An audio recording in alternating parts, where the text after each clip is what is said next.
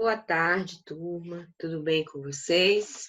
Então, sejam muito bem-vindos à nossa aula de ciências. Espero que todos estejam aí muito bem. Nós vamos continuar o nosso conteúdo falando sobre o sistema esquelético. Lembra que nós começamos?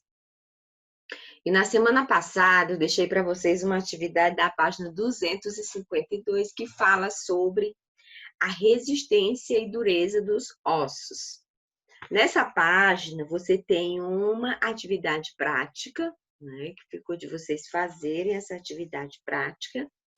E ao terminar a atividade prática, responder essas perguntinhas de 1 a 5, falando sobre o que vocês observaram na atividade prática, né? Espero que todos tenham respondido. O objetivo principal dessa atividade é a gente compreender o que fragiliza o osso, né? Você observa que no início, aqui na etapa A, o osso ele tem uma resistência muito grande. Você tenta quebrar ele, mas você não consegue quebrar, né? Porque ele é muito resistente.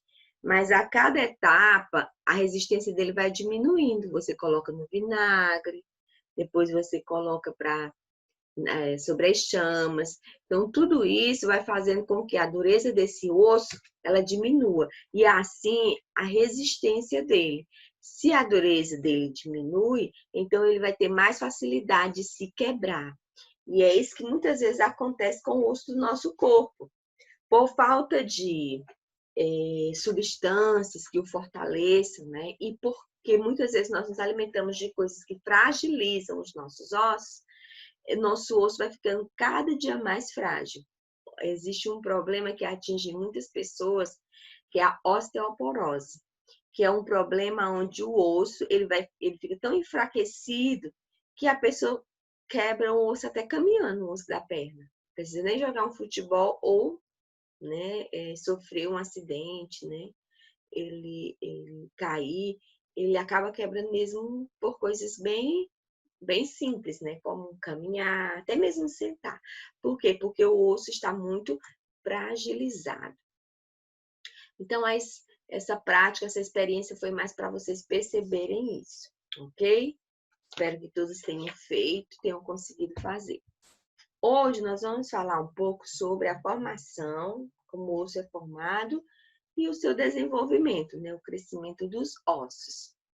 Bem, a primeira coisa que nós precisamos entender é que os ossos, eles começam o seu processo de formação ainda no embrião, ainda quando está no ventre, né, da sua mãe. Então, ali no ventre da mãe, o bebê, que é chamado de embrião, ele já começa a formação dos ossos. Interessante, meninos, que primeiro é formado, né, a carne e depois é formado o osso. É bem interessante. Bem, mas ao nascer, quando o indivíduo nasce, né, o bebê nasce, nem todos os ossos estão plenamente formados. Eles ainda estarão em um processo de formação, mesmo depois de terem nascido. No espaço, por exemplo, do crânio de um recém-nascido, existe um tecido que nós chamamos de tecido cartilaginoso, que com o passar do tempo ele vai ser substituído pelo tecido ósseo. Como vocês observam aí nessa figura, um bebê quando nasce, o seu crânio ele nasce separado. Estão observando aqui? E aí, à medida que a criança vai crescendo, esse espaço ele vai fechando. Aqui já é uma criança de mais ou menos 2 anos. Não sei se vocês já ouviram um pai, uma mãe falando: menino, cuidado com a cabeça do bebê, a moleira dele está aberta. Esse espaço aqui aberto nós chamamos de moleira. E a criança ela precisa ter um cuidado para evitar que ela sofra, né, algum tipo de pancada, né, nesse espaço. Por quê? Porque esse espaço está em aberto. Então, é como se o cérebro dessa criança que fica dentro dessa caixa craniana estivesse vulnerável, né? Estivesse frágil. Então, é importante que nos primeiros anos, 2 primeiros anos do bebê, os pais tenham cuidado que essa parte não seja afetada, até que a moleirinha se feche por completo e assim o cérebro da criança fique protegido, porque a gente sabe que a caixa craniana, né, que é a caixa do cérebro, onde fica dentro do cérebro, é uma caixa protetora, que protege o nosso cérebro de impactos, de pancadas, né, de choques que poderiam prejudicar o desenvolvimento de um indivíduo, não é isso? Bem, é, o tecido, a cartilagem, né, ela está na formação do corpo ósseo, né? Então, em várias partes do nosso corpo, nós vamos ter o que nós chamamos de cartilagem. No livro de vocês, eu quero que vocês também deem uma olhada, tem o esqueleto, que é a representação de um esqueleto, e algumas cartilagens que estão em azul. E aí vocês vão observar que existem no sistema esquelético, existem várias partes onde nós vamos encontrar essa cartilagem. E essa cartilagem ela tem uma função de amortecer, de proteger um osso do outro. Já imaginou se não existisse essa cartilagem entre um osso e outro? Então, à medida que você fosse caminhando, o seu osso estaria triscando no outro osso. E isso poderia, aos poucos, causar um desgaste, além de dores, né?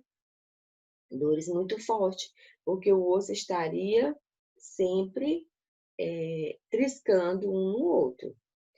Então, de que é formada a cartilagem? Ela é formada de colágeno e esse colágeno, ele permite nessa flexibilidade, essa elasticidade. Também existem outras partes do nosso corpo que é formado por cartilagem, por exemplo, a nossa orelha, por exemplo, o nosso nariz também, né? Nosso nariz não tem um ossinho lá dentro, mas essa parte aqui é formada de cartilagem. Nossa orelha, né? Um pouco enrijecida, mas o que torna ela assim enrijecida é essa cartilagem. E nesse desenho que eu coloquei para vocês, né, que é um joelho que sofre um problema chamado de artrose. Aí você observa aí o início do desgaste da cartilagem, né? Ele está cheio de rachadura. Então, a cartilagem ela pode sofrer um desgaste quando você utiliza demais, né? Pessoas que caminham muito, correm muito. Porque todo o nosso corpo, gente, precisa nós precisamos ter um cuidado, né? Nós somos uma máquina, qualquer tipo de máquina. Se você usa ela demais e usa de forma errada, ela vai se desgastar, ela vai envelhecer. E aí ela não vai ter, vai chegar um momento que ela não vai ter mais como funcionar.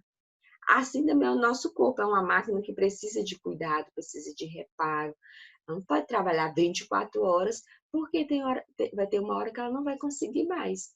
Então, muitas vezes, né, as pessoas elas não têm esse cuidado e acabam usando, caminhando demais ou correndo demais, correndo da forma errada. E isso provoca um desgaste. Até a academia, gente, que é algo saudável, né, de se fazer, mas se não for feito da forma correta, traz problemas para os ossos. A academia precisa ser feita acompanhada por um profissional que vai lhe orientar o tempo que você pode gastar naquela atividade, o que você pode ou não fazer, para que você não tenha problemas sérios depois. Ok? Vamos lá. Bem, agora nós vamos falar sobre a ossificação. O que é essa ossificação? Bem, é o processo de formação dos ossos. Então, o processo em que os ossos vão se formando, a gente chama de ossificação. Bem, esse processo é importante para o crescimento e o desenvolvimento do corpo humano, porque a gente nasce pequenininho, não é? E aí a gente precisa crescer. E o nosso crescimento é o osso crescendo, porque nós já nascemos com nossas pernas, com os nossos braços. Então, o que vai acontecendo é que o braço vai crescendo, a perna vai crescendo, vai esticando. E vocês sabiam que existe a dor do crescimento? Quando nós estamos na fase de crescimento, por exemplo, não estou mais na fase do crescimento, né? Mas muitos de vocês estão, ainda estão em processo de crescimento. Às vezes você sente dor no seu corpo. Não sei se vocês já sentiram, mas é uma dor comum, porque é a dor do crescimento do osso. Então, muitas vezes, esse crescimento do osso pode causar essa dor, mas não se preocupe, não é nada sério, faz parte do seu crescimento. E isso é também, né, a ossificação é responsável também por isso, né, pela manutenção desse osso e permitindo que ele venha crescer. E é responsável também pela regeneração. Bem, os ossos possuem diferentes tipos de célula. Tem tem o osteoblasto, que é uma célula que produz a matriz. Existem outras células que absorvem essa matriz e tem outras células que fazem a manutenção dessa matriz. Então, cada tipo de célula vai atuar de uma forma diferente, ok? Bem, o osteoblasto, ele é importante porque ele vai produzir a matriz óssea, que vai ser extremamente importante no caso de uma fratura. Por exemplo, quando a pessoa sofre um acidente e ela fratura o joelho, a coxa, o braço, então aquele osso quebrou, fraturou e ele quebrou. Bem, o que é que precisa ser feito para se restaurar? É preciso que aquele osso ele sofra um processo chamado de ossificação, que ele vai, aquele espaço que foi quebrado, né? Ele vai se ossificando, vai formando o osso novamente, até que seja regenerado, seja trabalhado. Aqui nesse desenho, nós vamos observar, olha só, um osso que foi fraturado, né? Está aqui com hematoma. Bem, aí, geralmente, quando a pessoa sofre essa fratura, a perna, o braço, ele é imobilizado.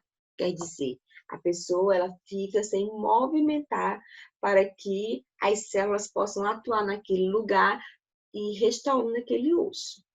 Aí depois nós vamos ver aqui os vasos trazendo a substância, permitindo, né, a formação, a ossificação nesse espaço.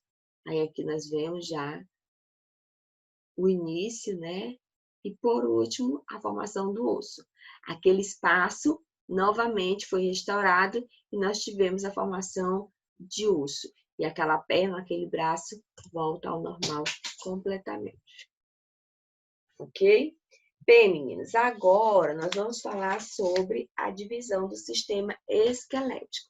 O sistema esquelético ele vai ser dividido em esqueleto apendicular e esqueleto axial. O esqueleto apendicular, qual é a função dele? Ele auxilia na sustentação e movimentação do corpo e está ligado ao esqueleto axial. É formado por ossos, como dos membros superiores e inferiores, como vocês observam aqui. Aqui nós temos o esqueleto completo e aqui nós temos a parte só do apendicular e a parte só do axial, ok? Então, o apendicular é formado pelos membros superiores e pelos membros inferiores, que são as pernas. E o axial? Bem, o axial ele vai atuar na sustentação dos ossos do esqueleto apendicular e é formado por ossos que compõem a estrutura central do corpo. E a divisão dele, nós vamos ver aqui, que inclui o crânio, os ossos ossículos da orelhas, a costela, o esterco e as vértebras. Essa parte aqui do tronco está relacionada ao esqueleto axial. Bem, Aí eu trouxe aqui essa imagem, né, onde de azul nós temos o esqueleto axial e de amarelo o esqueleto apendicular. Aí aqui nós vemos a formação do esqueleto axial, cada parte, e somando a 80 ossos.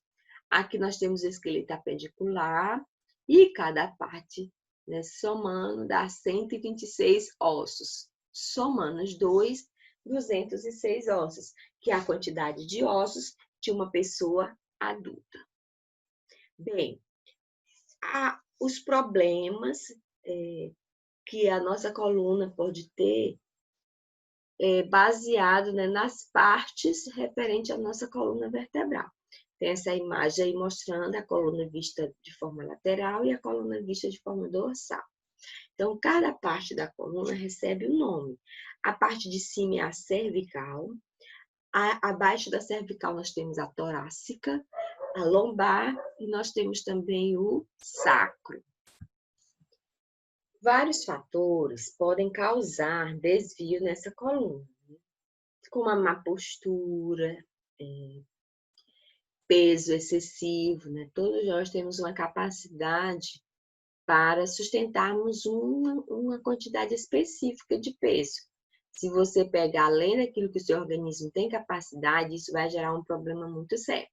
Dependendo do local, né, dessas partes em que a coluna está dividida, dependendo de onde você vai ter um problema, oriundo, né, de vários fatores, vai se classificar em um tipo de problema na coluna. Eu coloquei aqui 3 tipos de problemas relacionados à coluna vertebral, que é a escoliose, a cifose e a lordose, né? Vocês vão encontrar aí no livro de vocês a lordose, a cifose e a escoliose.